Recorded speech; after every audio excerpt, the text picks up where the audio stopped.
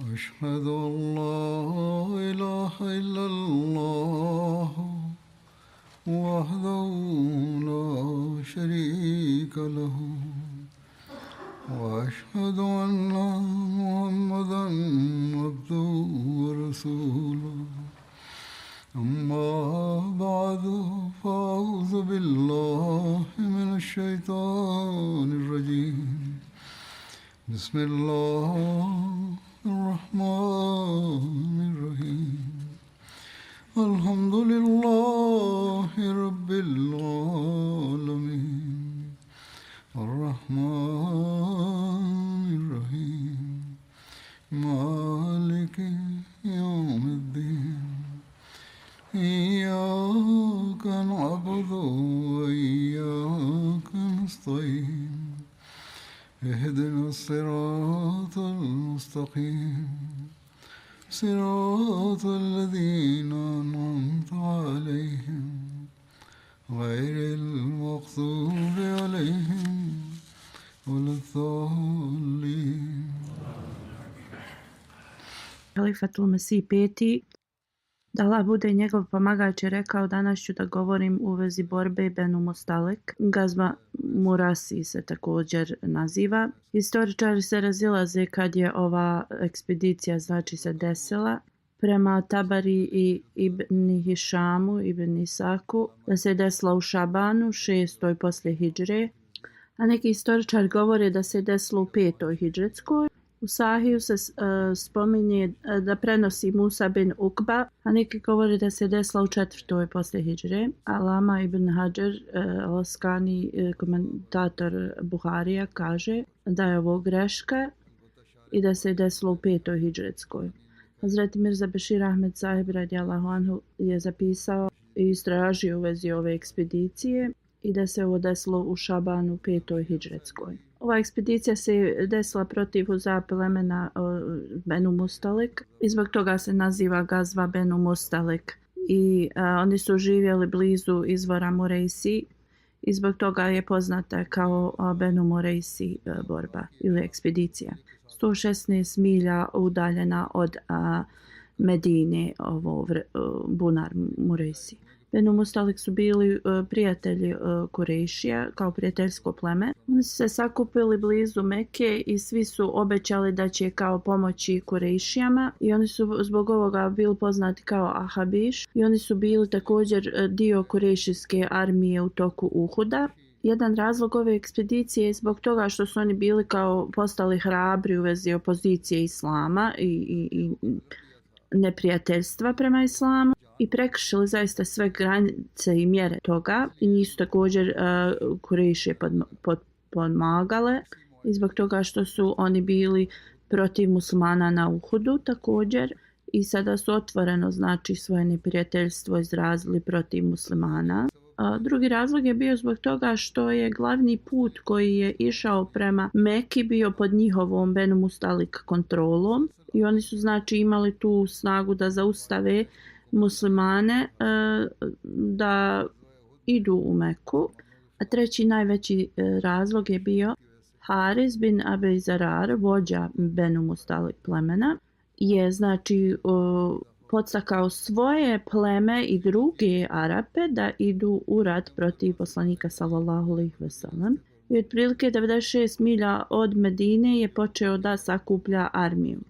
Hazreti Mirza Bešir Ahmed Sahib radijallahu anhu je u knjizi Karakter poslanika napisao: opozicija Kurejšija je sve više i više bila davala opasnost i kroz njihovo licemjerstvo i spletke oni su nahuškali mnoge protiv islama. Kako god sada ova mržnja je dostigla novi stepen i mnoga plemena koja su bila prijateljska prema muslimanima su se okrenula kao neprijateljska zbog Kurejšija. I Benu Mustalik je također bilo istaknuto u neprijateljstvu i počeli su da mobilizuju druge da napadnu Medinu. Haris bin Zarar je također znači otišao mnogim plemenima i postavio im ovaj neprijateljski cilj prema muslimanima. Kada su znači ove vijesti došle do poslanika sallallahu alejhi ve sellem, on je poslao Hazreti Burejda bin Husejb Aslami da vidi kakva je situacija. I on je otišao i sastao se s njima kod tog bunara. Ovi znači zli ljudi nisu bili sami, već je bilo dosta plemena okolnih. Upitali su Hazreti Burejda ko je on bio. On je rekao ja sam od vas, ja sam došao kad sam čuo da se ova armija skuplja. I preko ove taktike znači saznao je sve informacije i vratio se i informisao poslanika sallallahu alejhi ve sellem. Časni poslanik sallallahu alejhi ve sellem je sakupio muslimane i informisao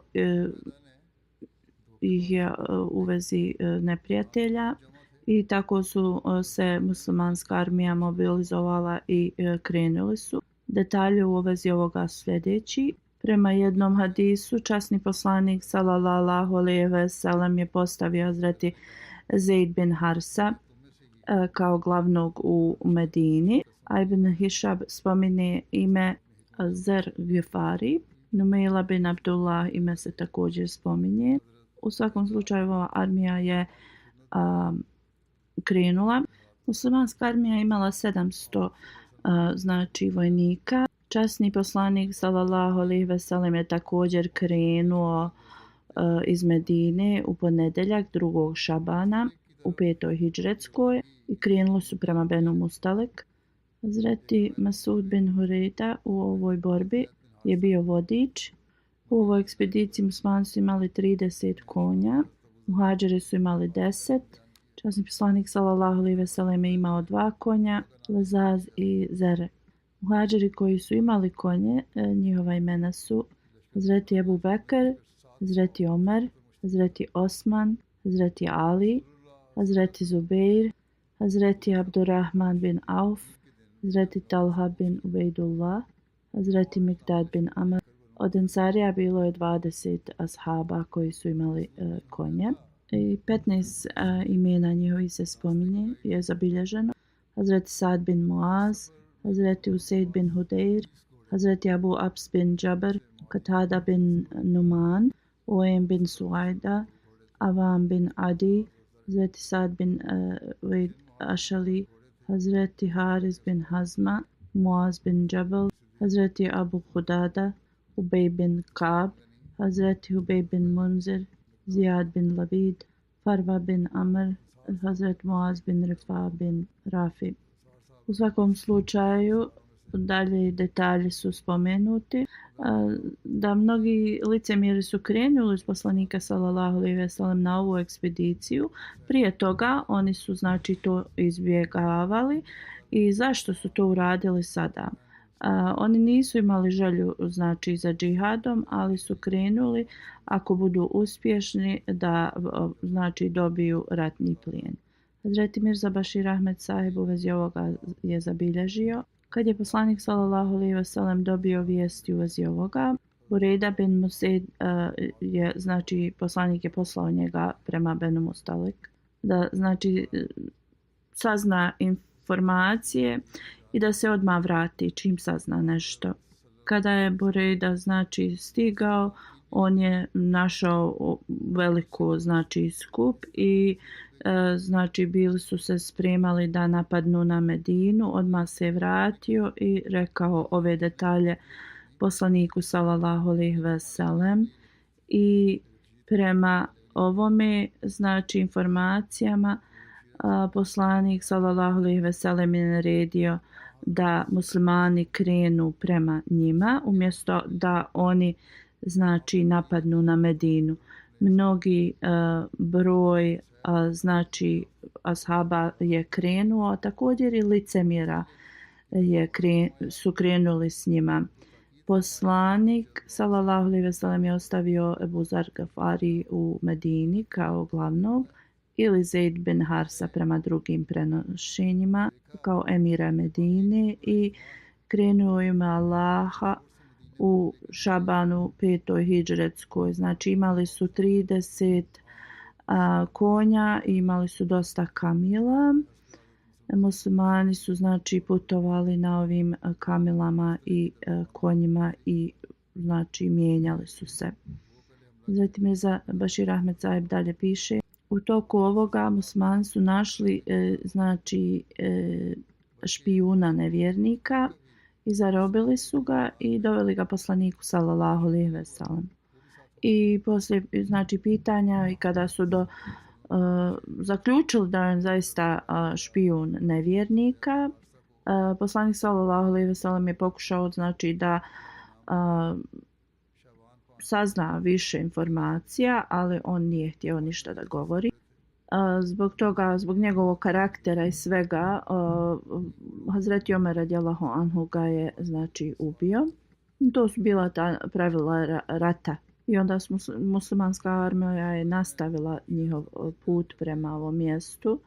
Kada su znači Benu Mustalik saznali da muslimani dolaze i saznali znači da je njihov špijun bio ubijen, oni su bili prestrašeni. Oni su znači planirali da u tajnosti napadnu Medinu, ali kao rezultat toga opreznosti poslanika sallallahu alejhi ve sellem sada se situacija okrenula. Sada su oni znači zaista bili iznenađeni i sva ta plemena koja su došla da im pomažu Allahovom voljom, znači Allahovom moći su se prestrašila i odmah su pobjegli i vratili se svojim kućama. Benu Mustalik i znači Kurešije su njih toliko napunili tom mržnjom prema muslimanima, oni su i dalje ostali da ratuju protiv muslimana.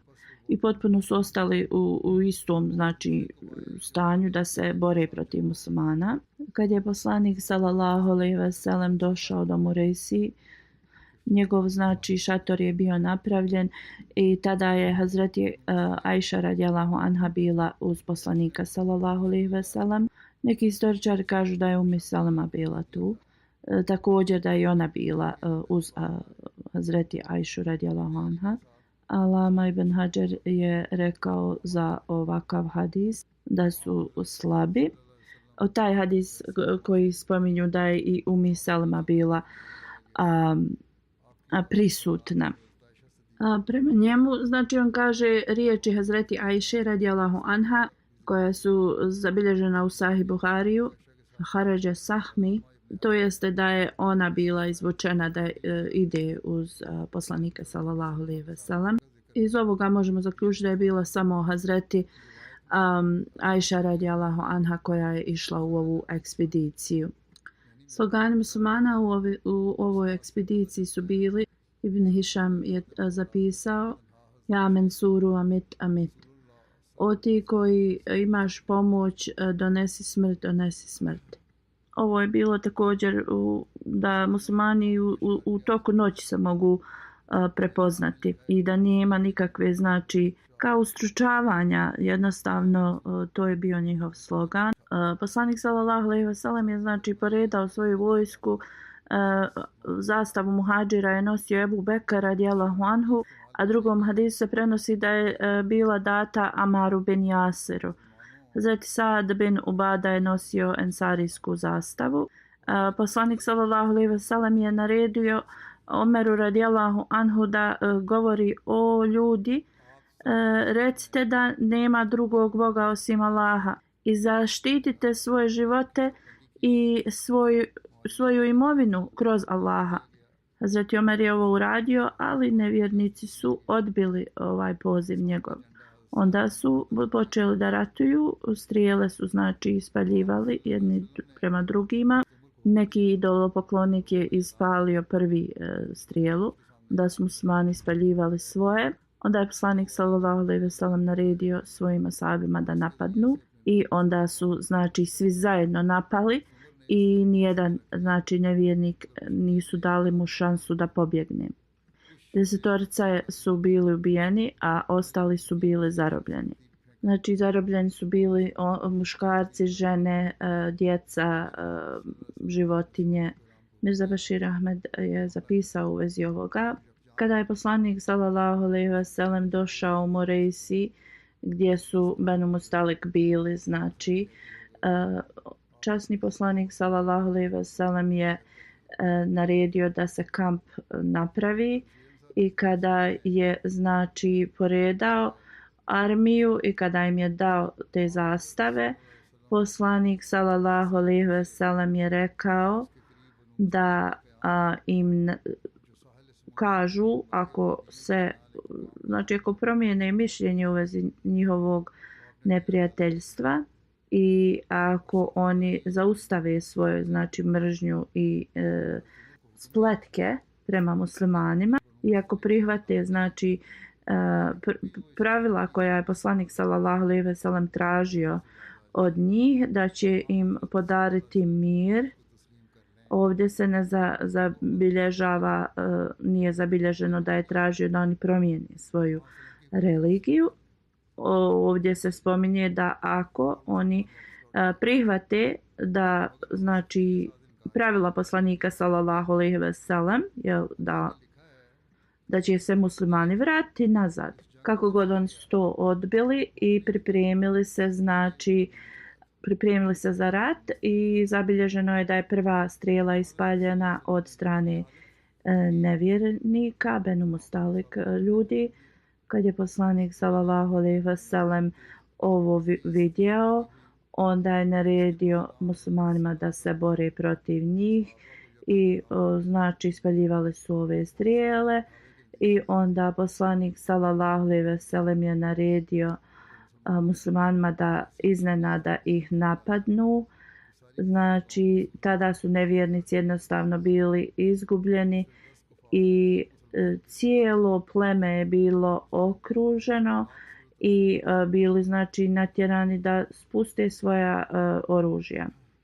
Znači, 10 je jedino bilo ubijeno nevjernika, 1 musliman i ovaj rat je, znači, završen bio. Ja želim da spomenem šehida i neke ljude koji su preminuli, zbog toga ovaj dio hudbe je kraći. I u vezi mjeseca Muharrema kroz koji mi trenutno prolazimo, želim da usmjerim vašu pažnju na molitve. Ovo je, znači, mjesec na koji tolika okrutnost se desila.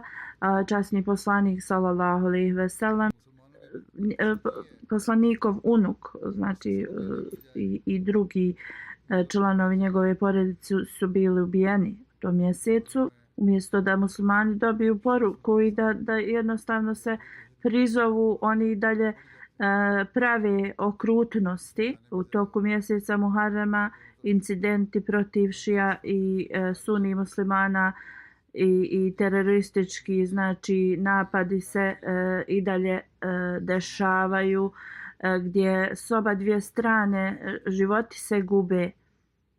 Dalje, ove podjele u grupe i dalje se dešavaju u muslimanskom svijetu sve više i više. U toku godine možemo da vidimo kako ti učenjaci sa oba dvije strane i također i vlada neka jedni protiv drugih, znači, uvijek nešto započinju, neprijateljstva. Muslimani uopšte izgledaju kao da nemaju, da se ne boje Allaha i nemaju strah. I ono što je Allah dželešanhu poslao, znači, da se ova neprijateljstva završi, oni ne žele da prihvate to i ne žele, znači, da prihvate obećanog Mesija alejhi salama. Obećani Mesija alejhi salam je jedini taj koji će da ujedini muslimane u cijelom svijetu. I kroz njega možemo donijeti kraj ovakvim neprijateljstvima i pobunama. Muslimani će, znači, da budu u stanju da se ujedine i da zarade čast nazad. I ovo je jedini način. Jedino kad bi ovi ljudi shvatili ovo. U svakom slučaju, u toku ovog vremena ljudi, Ahmedi muslimani trebaju što više da uče salavate na poslanika sallallahu alejhi ve sellem i da se uporno mole za jedinstvo svih muslimana u svijetu. Trebamo da se znači pobrinemo da imamo jaču vezu sa Allahom dželešanuhu i da se mi popravimo i da Allah dželešanuhu ovo podari svima da budu u stanju. Kao što sam rekao, spomenut ću detalje u vezi umrlih, među kojima je jedan šehid. Ime šehida je Bonđa Mahmud Saheb, Manđara Džamatu Togo. Teroristi su 21. juna znači upali u njegovu kuću i ubili su ga. Inna lillahi ve inna ilaihi rađiun. Zaista smo Allahovi, njemu se vraćamo. Imao je 64 godine. Za sebe ostavlja 2 supruge i 14 djece. Navid Ahmed Saheb, koji je tamo misionar, piše: Tamanđuš džemat je u sjevernom regionu Togu mjesta i ovo je blizu Burkina Faso. Bonđa Mahmud Saheb je bio jedan od prvih znači Ahmedi muslimana u tom džematu. On je bio znači poljoprivredni radnik i znači u toku kada su kišna vremena dolazio je gdje je farma, poslije kada bude, znači kad nema kiše i da obrađuje zemlju, onda bi išao u drugo selo. On je bio na svojoj farmi i u 8 navečer 4 teroriste su ušle u njegovu kuću. Nosili su oni baklju i kada je njegov sin koji ima 14 godina vidio je da su ovi teroristi okružili njegovog oca i on je pobjegao. Oni su tada stavili znači pištolj ispod njegove brade i ubili su ga. Metak je prošao kroz znači njegov nos i izašao na drugu stranu. Odmah je znači preminuo i inna lillahi ve inna ilaihi rađiun. Onda teroristi su napustali njegovu kuću, nisu nikog drugog povrijedili. I iz ovoga se vidi da je njihov target samo bio on. Kada su dobili ove znači vijesti, armija je došla. Njihova vlada nemaju veliku kontrolu znači nad ovim teroristima. Armija je odnijela njegovo tijelo na ispitivanje i onda su tu izvršili assessment i vratili su njegovo tijelo. Imam Belu Saheb, koji je misionar lokalni, među prvim misionarima, kaže da je ovaj šehid znači među prvima bio koji je dao bejat u tom mjestu. Poslije znači svog bejata je redovno znači dolazio u džemat na programe, redovan je bio u svojim namazima, redovan u plaćanju čende. Džidama Tahir Saheb, lokalni također misionar, 2007. godine znači je dao bejat i poslije ubrzo je Ramazan bio tada. Bilo je kao mnogo kišovito u to vrijeme. Tada je bilo također vrijeme da oni pripremi svoju zemlju za obrađivanje, pošto je on znači na farmi samo radio. Neki iz sela su ga kao govorili mu: sada kada si ti musliman, hoćeš li da radiš obrađuješ svoju zemlju ili ćeš da postiš, jer nećeš moći da radiš takav posao dok postiš.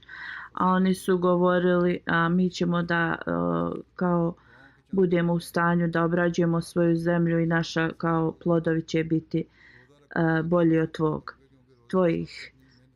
On je rekao: ja sam islam primio svojim srcem. I on je rekao: ja ću zaista da postim, a Allah će da vodi brigu o mojim usjevima. On je rekao: ja ću raditi onoliko koliko mogu, ali Allah će da zaista to meni nadoknadi. I Allah dželešanuhu znači radi na takav način. Tada je kiša se zaustavila i nije padala kiša cijeli taj Ramazan. I znači on je ispostio svoj Ramazan i dan poslije Bajrama kiša je opet počela da pada. I na način na koji oni znači u tim krajevima idu na svoje usjeve da rade jeste kada je kišno vrijeme. I tada su svi iz sela u isto vrijeme kad je on krenuo znači i išli da rade na svojoj zemlji. I na ovaj način Allah dželešanu oni koji se ismijavali njega zaustavio i njih da idu da rade i obrađuju svoju zemlju, a dozvolio svom slugi da ga obožava i radi ibadet. Znači 4 godine poslije kada su uspostavili džemat, oni su htjeli da izgrade džamiju. Neahmedi su rekli da nema potrebe za džamijom tu i kao da oni mogu da klanjaju u njihovoj džamiji. Oni su insistirali da će da naprave svoju džamiju i oni kažu kad je god bio u tom selu ovaj šehid, on bi uvijek 5 dnevnih namaza klanjao u toj džamiji. Jakub Sahib, njegov stariji brat, kaže da je on imao tako mehko srce i nikome nikada nije želio nešto loše. Iako u porodici bili bi neki problemi, išli bi njemu da on to riješi za njih. I on bi to na najlakši način rješavao za njih. Da Allah dželešanu uzdigne znači njegov status i da njegovo potomstvo nastavi da radi znači njegova dobra djela. Da Allah dželešanu zaustavi i donese kraj teroristima u tom mjestu i da uspostavi mir i sigurnost u tom mjestu. Rečeno je da ovo se desilo zbog toga što se njihovi vlasti narod tu bori jedni protiv drugih. Te neke muslimanske grupe tako se ponašaju i stvaraju nemir. Ali ovo je također potpomognuto sa velikim vladama i to koji imaju svoje interese pa potpomažu ove teroriste. Oni izdaju ove znači statemente kao žalosti i to, ali da oni ne pomažu ove terorističke grupe, oni ne bi bili uspješni. Rashid Ahmed Sahib je sljedeća dženaza. Preminio je u 86. godini. Inna lillahi wa inna ilaihi rađiun. Rođen je u Kadijanu, rođen je kao Ahmedi. Ahmedijat je došao u njegovu znači porodicu preko njegovog oca, Nur Saheb. On je znači njegov otac je dao bejat u vrijeme drugog halife. Rashid Saheb je se školovao znači u Kadijanu. Iako se je penzionisao, znači prvo je kao službu u džamatu radio, pa se penzionisao 1998. i onda je ponovo se znači počeo da radi i radio je do 2021. dok je znači njegovo zdravlje to dozvolilo. Znači 65 godina je služio džemat, radio znači za džemat. Zaista je uvijek im završavao svoje poslove dnevne, bio je lojalan džematu, bio je zaista brižljiv, uvijek je u tajnosti sve ispunjavao. On je bio znači član Al-Vasijeta i uvijek bi na vrijeme plaćao svoju čendu, na vrijeme uvijek bi znači učestvovao u svemu što je džemat radio, ponašao se prema svojoj porodici dobro, pomagao je siromašne u tajnosti, veliku ljubav prema hilafetu, veliku vezu sa hilafetom. Znači imao je mogućnost da služi džemat od vremena drugog halife do 5. halife i zaista je na najveći lojalni način služio džemat. Bio je tih i radio je svoj posao na najbolji način. 1974. i 1984. godine kada je znači velike nepravde i stvari se dešavale protiv džemata, on je znači bio u tim situacijama i 1974. godine je bio zarobljen i velika grupa tih protivnika je napalo taj autobus u kojem je njega policija prevozila u zatvor I znači policija je tad pobjegla, on je ostao sam tu, pošto je imao, znači bio je svezat. Tada su ga ti protivnici ranili i to teško je bio ranjen, ali Allahovom znači moći preživio je to. Nekoliko mjeseci je ostao u bolnici, onda su ga odveli u zatvor. Tom također tada su mu prste polomili, lice mu je bilo povrijeđeno i bilo mu je teško da govori dugo vremena. U svakom slučaju Allah je sačuvao njegov život i u septembru 1979. godine u Rabvi tada je također bio tužen Halifatul Mesih III i njegovi radnici. I također je i on, Rashid Ahmed Sahib, je bio uključen u ovaj, znači, optužbu.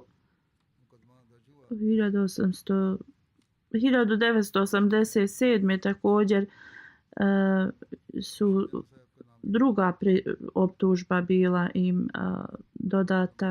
Ne, protiv njega još trojice koji su radili za džemat u Rabbi. Morao je mnogo puta se pojavljivati na sudu. Antul Sabur, njegova kćerka, kaže, bio je redovan svojim namazima, ispunio je prava ljudi, bio je zaista blag prema drugima.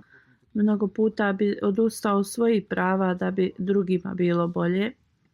Njegova kćerka kaže, kad je moja majka preminula, ja sam sa svojom djecom odlučila da živim s njim. On je rekao da kažem svojoj djeci ako žele s njim da žive, 5 dnevnih namaza redovno da se obavlja, svaku džematsku dužnost da izvršavaju, kad ih koji bilo znači pozove iz džemata da će to da izvrše. I ona kaže njegov moralni trening je toliko od velike koristi i da Allah dželešanu mu podari oprost i milost i uzdigne njegov znači status i da njegova djeca također i potomstvo budu izvršavali dobra djela. Čudri Matiju Rahman Sahib je sljedeća džanaza. Naib Nazira Murijama je služio. Sin Čudri Ali Ekber Sahib preminio je u 89. godini. Inna lillahi wa inna ilaihi rađiun.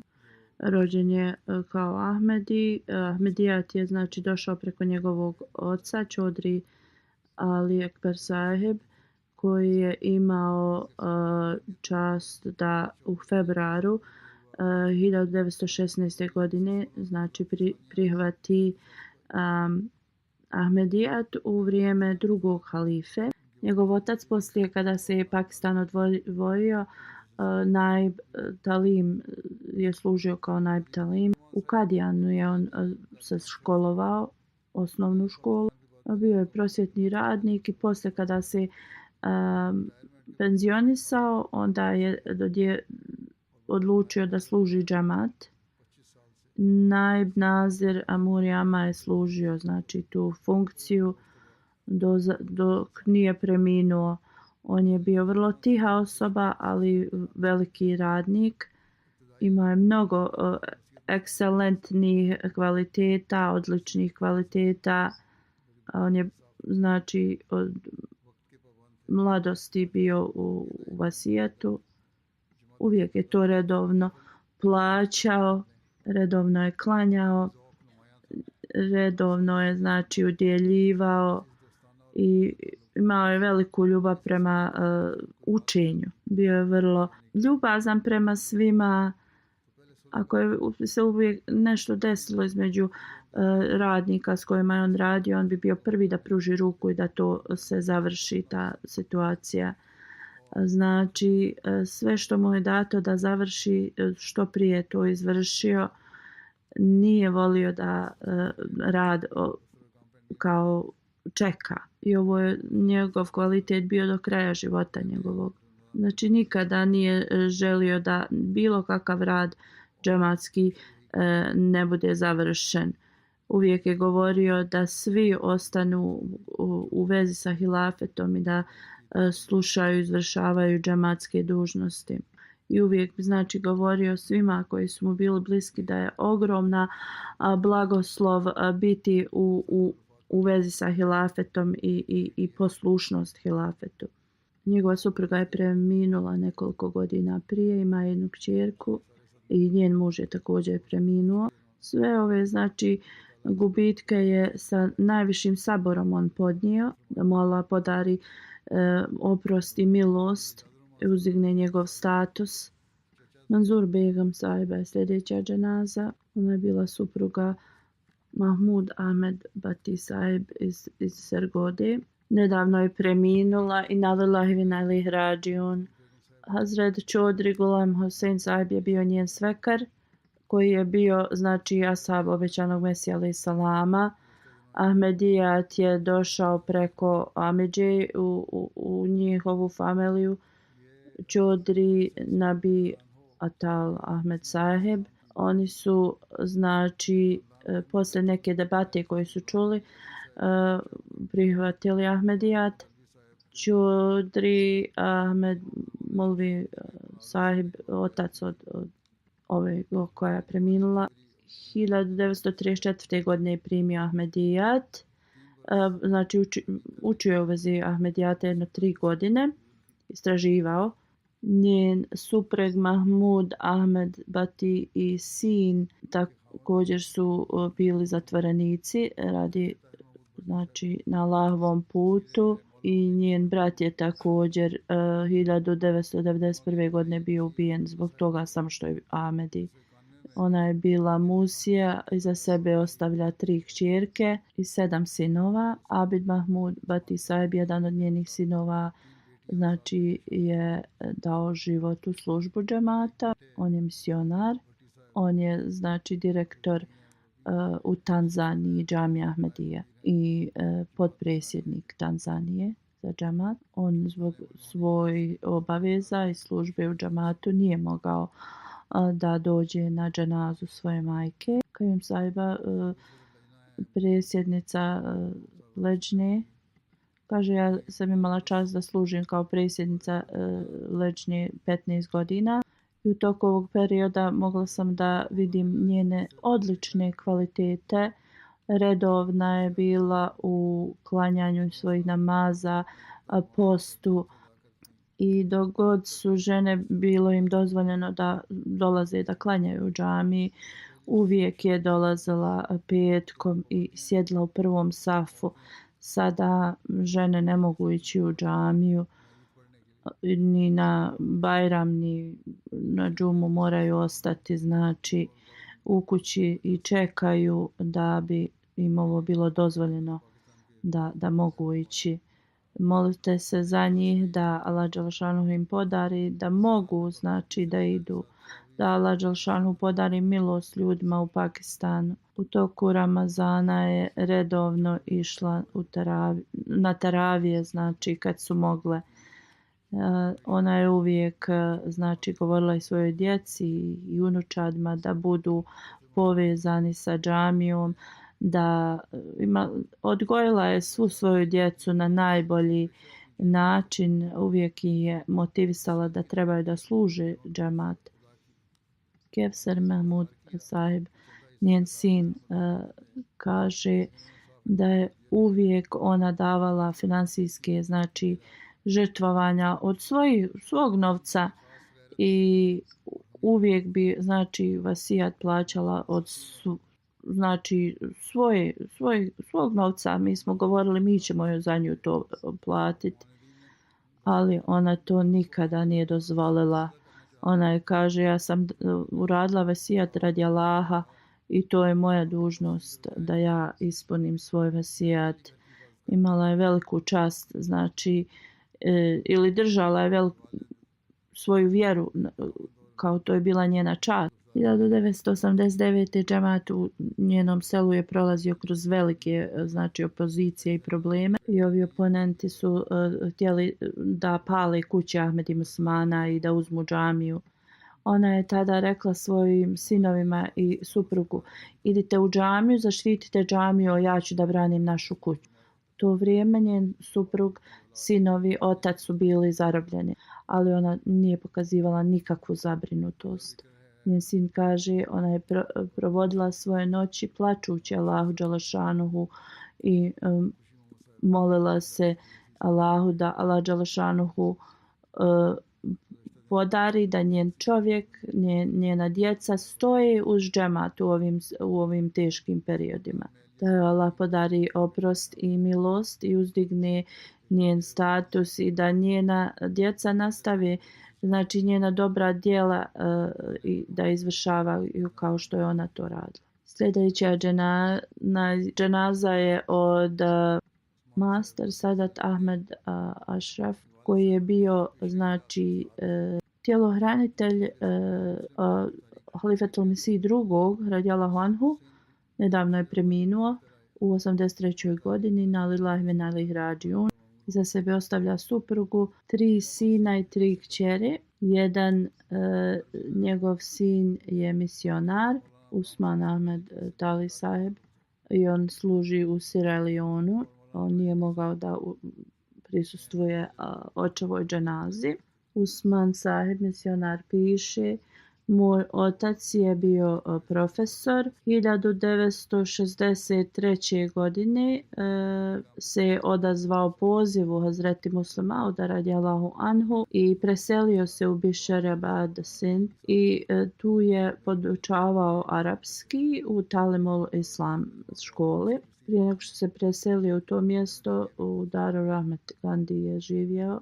Gulana Mahmud Rađiki Sahib i on su bili vrlo bliski prijatelji i da ga je Mulana Rađiki Sahib zvao njegov kao usvojeni sin i zaista ga se ophodio prema njemu sa velikom ljubavi. Njegov sin dalje govori, Molvi Sahib je, znači on je izvršavao i neke vrlo poslove za njega. Kad bi god neko znači ostavio novac samo kod Molane, on bi tražio od mog oca da dođe i da odnese taj novac u Darul Zijafet i da mu donese račun. I on bi uvijek davao to kao čenda.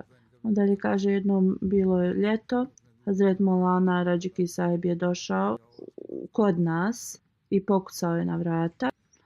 Moj otac je upitao Molana Sahiba zašto je došao, bilo je mnogo vruće. On je mogao da pošalje da on dođe njemu, da on ne hoda.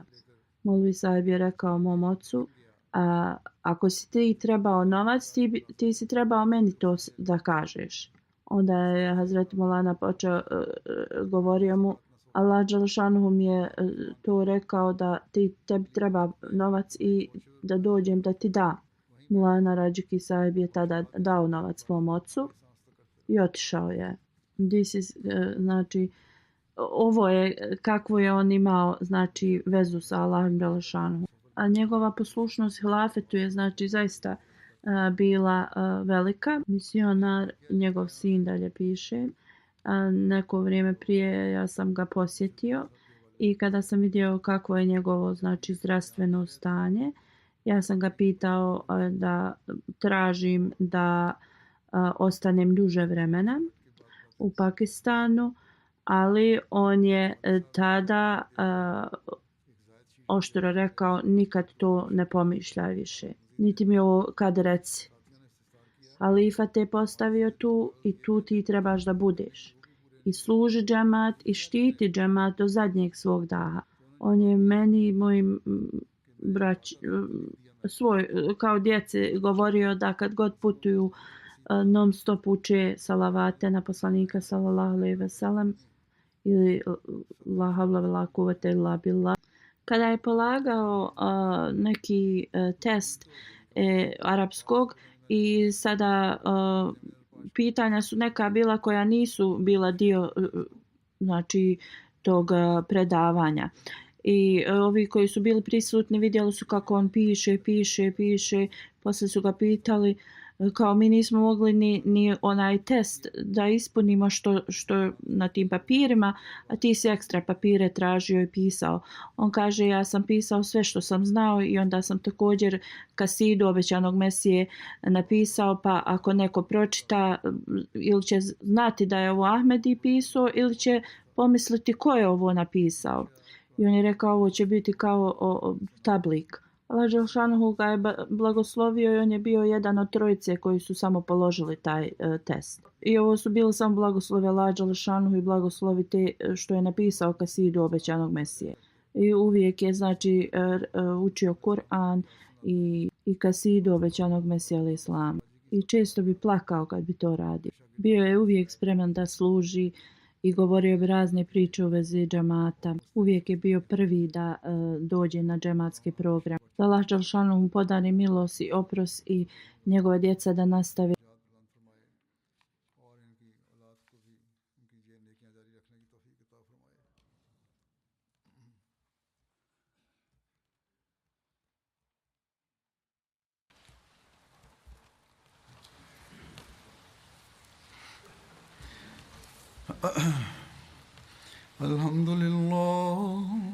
الحمد لله نحمده ونستعينه ونستغفره ونؤمن به ونتوكل عليه ونعوذ بالله من شرور أنفسنا ومن سيئات أعمالنا من يهده الله فلا مضل له ومن يضلل فلا هادي له ونشهد أن لا إله إلا الله ونشهد أن محمدا عبده ورسوله عباد الله رحمكم الله إن الله يأمر بالعدل والإحسان وإيتاء ذي القربى وينهى عن الفحشاء